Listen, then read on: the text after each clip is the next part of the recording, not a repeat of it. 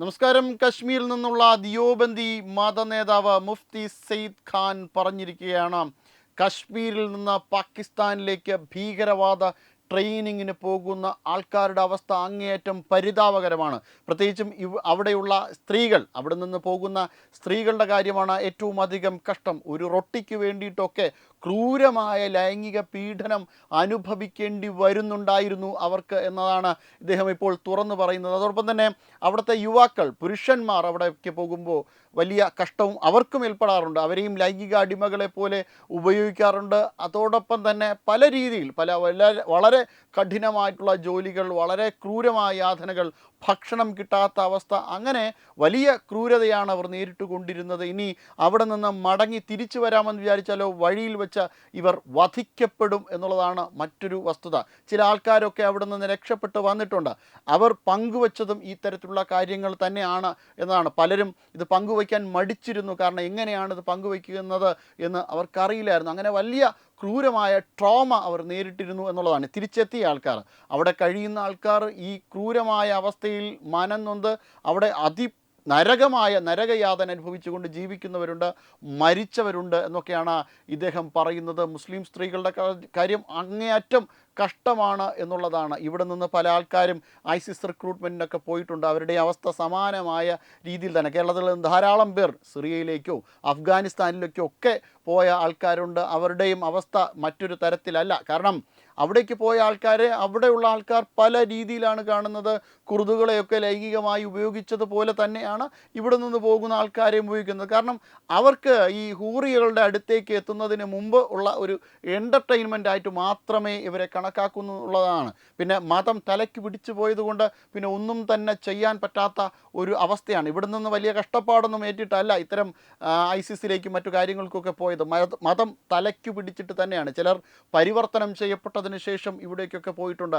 അവരും സമാനമായ രീതിയിൽ തന്നെയാണ് കാര്യങ്ങൾ അനുഭവിച്ചത്. ഇനി കശ്മീരിൻ്റെ അവസ്ഥയിലാണെങ്കിൽ, കശ്മീരിൽ കേരളത്തിൻ്റെ മുൻ സൂചിപ്പിച്ചതുപോലെ കേരളത്തിൻ്റെ അവസ്ഥയിലല്ല. കശ്മീരിൽ വലിയ രീതിയിൽ ഭാരതം സ്വതന്ത്രമായതിനു ശേഷം കാശ്മീരിലേക്ക് ലഭിച്ച ഫണ്ടുകളൊക്കെ തന്നെയും 2 കുടുംബങ്ങളിലേക്കാണ് ഈ ഫണ്ടുകൾ പ്രധാനമായും പോയത്. പ്രത്യേകിച്ചും മുഫ്തി ഫാമിലിയിലേക്കും അബ്ദുള്ളയുടെ കുടുംബത്തിലേക്കും ഫറൂഖ് അബ്ദുള്ളയുടെയൊക്കെ കുടുംബത്തിലേക്കും ഒക്കെയാണ് ഈ ഫണ്ടുകൾ ഏറ്റവും അധികം ചെലവഴിക്കപ്പെട്ടത്. പിന്നെ അവിടെ കുറച്ച് വിഘടനവാദി നേതാക്കൾക്കുണ്ട്, അവർക്കും ഈ ഫണ്ട് എത്തിപ്പെട്ടിട്ടുണ്ട്. പക്ഷേ അതല്ലാതെ അവിടുത്തെ സാധാരണ ജനത ഈ കല്ലെറിയാൻ പോയിട്ട്, ഈ ഭീകരവാദത്തിലേക്ക് പോയിട്ട് ഒക്കെ ജീവിക്കേണ്ട, അവരുടെ കൊടുത്ത ആ വലിച്ചെറിയുന്ന അപ്പക്കഷ്ണങ്ങൾ കഴിച്ചുകൊണ്ട് ജീവിക്കേണ്ട ഗതികേടായിരുന്നു അവിടെ ഉണ്ടായിരുന്നത്. ദിയോബന്ദി മത നേതാവ് ഇപ്പോൾ ഇത്തരത്തിലാണ് കാര്യങ്ങൾ പങ്കുവച്ചിരിക്കുന്നത്. എന്തായാലും കാശ്മീരിൻ്റെ അവസ്ഥ വളരെയധികം മാറിയിട്ടുണ്ട്. ആർട്ടിക്കിൾ 370 പിൻവലിച്ചതോടുകൂടി നേരത്തെ വലിയ എതിർപ്പായിരുന്നു ഉണ്ടായിരുന്നത്. കോൺഗ്രസിൻ്റെയൊക്കെ ഭാഗമായിട്ട് നിന്നുകൊണ്ട് മതേതരത്വം തകർക്കപ്പെടുന്നു, മതബോധം അവരുടെ സ്വത്വം നഷ്ടപ്പെടുത്തുന്നു, ഇനി അവിടുത്തെ ഇസ്ലാം എങ്ങനെയാണ് ജീവിക്കുന്നത്, അവിടെ BJP സർക്കാർ, NDA സർക്കാർ മൈനോറിറ്റിയെ അടിമുടി നശിപ്പിക്കുകയാണ്, ഈ ഫാസിസ്റ്റ് സർക്കാർ തുലയട്ടെ എന്ന് പറഞ്ഞുകൊണ്ടാണ് രാഹുൽ ഗാന്ധി നിരന്തരം മുദ്രാവാക്യങ്ങൾ മുഴക്കിക്കൊണ്ടേയിരുന്നത്. തങ്ങൾ അധികാരത്തിൽ വന്നാൽ വീണ്ടും 370 തിരിച്ചു കൊണ്ടുവരും എന്നൊക്കെ. ഇതേ കോൺഗ്രസ് സർക്കാർ കാരണമാണ് അവിടുത്തെ ജനത ഈ രീതിയിൽ കഷ്ടപ്പാട് അനുഭവിച്ചത്. അതായത് അവിടുത്തെ മുസ്ലിം ഭീകരവാദികളെ പിണക്കുവാൻ പറ്റില്ല, വോട്ട് ബാങ്ക് നഷ്ടപ്പെടില്ലേ. കോൺഗ്രസ് ഭരിച്ച എല്ലാ കാലത്തും ഈ രീതിയിലാണ് കാശ്മീരിനെ അവർ ഉപയോഗിച്ചത്. കാശ്മീരിൽ ഭീകരവാദം വളർന്നാലും കുഴപ്പമില്ല, തങ്ങൾ സുരക്ഷിതരായിരിക്കണമെന്നാണ് കോൺഗ്രസ് തീരുമാനിച്ചത്. അതിൻ്റെയൊക്കെ അടിസ്ഥാനത്തിലാണ് അവിടെ ഇത്രമേൽ ഭീകരവാദം തഴച്ചു വളർന്നതും. ഒരു രീതിയിലുള്ള കാര്യവും അവിടുത്തെ ജനതയ്ക്ക് വേണ്ടി ഇവർ ചെയ്തു കൊടുത്തതേയില്ല. കുറച്ച് ഭീകരവാദികൾ ചേർന്ന് സൈന്യത്തെ എതിർക്കുകയും വധിക്കുകയും കല്ലെറിയും ഒക്കെ ചെയ്തപ്പോൾ ഇവിടെ ഡൽഹിയിലിരുന്ന് യഥാർത്ഥത്തിൽ അവർ സന്തോഷിക്കുകയായിരുന്നു എന്നുപോലും സംശയം തോന്നിയിട്ടുണ്ട്. കാരണം അത്തരത്തിൽ വലിയ ക്രൂരമായ അവഗണനയാണ് സൈന്യത്തിനും അവിടുത്തെ ജനതയ്ക്കും ഇവർ പ്രഖ്യാപിച്ചത് എന്നുള്ളതാണ്.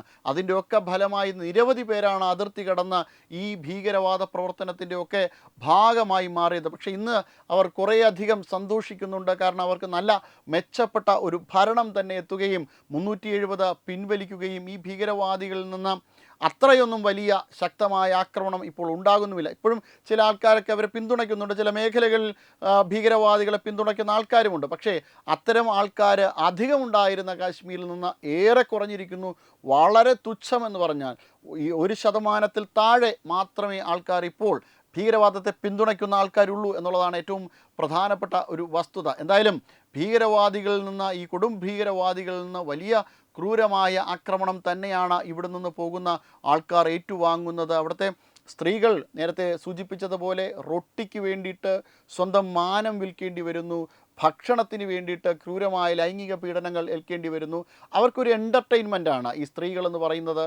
ഈ ഭീകരവാദികളെ സംബന്ധിച്ചിടത്തോളം ഒരു എൻ്റർടൈൻമെൻറ്റാണ്. ഹൂറികളുടെ അടുത്ത് എത്തുന്നതിന് മുന്നേ ഉള്ള ഇവിടുത്തെ ഹൂറികൾ എന്ന് വേണമെങ്കിൽ പറയാം. കുർദുകളെയൊക്കെ അവർ ആക്രമിച്ചതുപോലെ മറ്റു പല ഭാഗങ്ങളിൽ ഇന്ത്യക്കാരിൽ ഇവിടെ നിന്ന് പോയ ആൾക്കാർ ഇപ്പോൾ ആക്രമിക്കപ്പെടുന്നത് പോലെ ഒരു എൻ്റർടൈൻമെൻറ്റിൻ്റെ ഭാഗമായിട്ടാണ്. ആ എൻ്റർടൈൻമെൻറ്റിന് നിന്നു കൊടുത്താൽ മാത്രമേ ഒരു നേരത്തെ ഭക്ഷണം കിട്ടുകയുള്ളൂ എന്ന സ്ഥിതിയിൽ പോലും കാര്യങ്ങൾ ഉണ്ടായി എന്നുള്ളതാണ് ഇവർ പറയുന്നത്, ഇപ്പോൾ തുറന്നു പറയാൻ ഒരു ധൈര്യം അവർക്കുണ്ടായിരിക്കുന്നു എന്നുള്ളതാണ്. പക്ഷേ ഇവരെയൊന്നും അധികമായൊന്നും നമുക്ക് ന്യായീകരിക്കുവാൻ സാധിക്കില്ല. കാരണം കാശ്മീരി പണ്ഡിറ്റുകളോട് ഇവർ നടത്തിയ ക്രൂരതയൊന്നും ആരും തന്നെ മറന്നു പോയിട്ടുണ്ടാവില്ല. അത്ര ഭയാനകമായ അവസ്ഥയിലാണ് സ്വന്തം മക്കളുടെ മാനം നഷ്ടപ്പെടുന്നത് കണ്ടു നിൽക്കുന്ന കാഴ്ച. അല്ലെങ്കിൽ അവരെ കൊന്നതിന് ശേഷം ആ ചുടുചോറ് അതായത് ആ ഭീകരവാദികൾക്ക് സ്വന്തം വീട്ടിലെ ഭക്ഷണം വച്ചു കൊടുക്കേണ്ട അവസ്ഥ. തങ്ങൾ ഇവിടെ ജീവിക്കണമെങ്കിൽ നിങ്ങളുടെ പെൺമക്കളെ ഞങ്ങൾക്ക് തന്നിട്ട് പുരുഷന്മാർക്ക് ഇവിടെ നിന്ന് നാട് വിടാം എന്ന് പറയുന്ന, ആക്രോശിക്കുന്ന, അവർക്ക് മുന്നിൽ കീഴടങ്ങേണ്ടി വരുന്ന പണ്ഡിറ്റുകളുടെ അവസ്ഥ. അത്ര ഭയാനകവും ക്രൂരവുമായി അവർ ആക്രമിക്കപ്പെട്ടിരുന്ന ഒരു സാഹചര്യം ഉണ്ടായിട്ടുണ്ട് കാശ്മീരിൽ. ആ ക്രൂരമായ സാഹചര്യം ഉണ്ടാക്കിയെടുത്ത, അവർക്കെതിരെ അത്തരത്തിലുള്ള ആക്രമണം നടത്തിയ ആൾക്കാർ തന്നെയാണ് ഇപ്പോൾ ഈ രീതിയിൽ തുറന്നു പറയുന്നത്. തങ്ങളെ പാകിസ്ഥാനിലെ ഭീകരവാദികളായിട്ടോ അല്ലെങ്കിൽ തങ്ങളുടെ ഭീകരരായിട്ടുള്ള സഹോദരന്മാരായിട്ടോ അല്ല കണ്ടത്, തങ്ങളെ ലൈംഗിക അടിമകളായിട്ടും തങ്ങൾക്ക് ദ്രോഹിക്കാൻ വേണ്ടിയിട്ടുള്ള സ്ലേവുകളായിട്ടും, അതായത് അടിമകളായിട്ടുമാണ് കണ്ടത് എന്നുള്ളതാണ് ഇപ്പോൾ ഇവർ തുറന്നു പറയുന്നത്.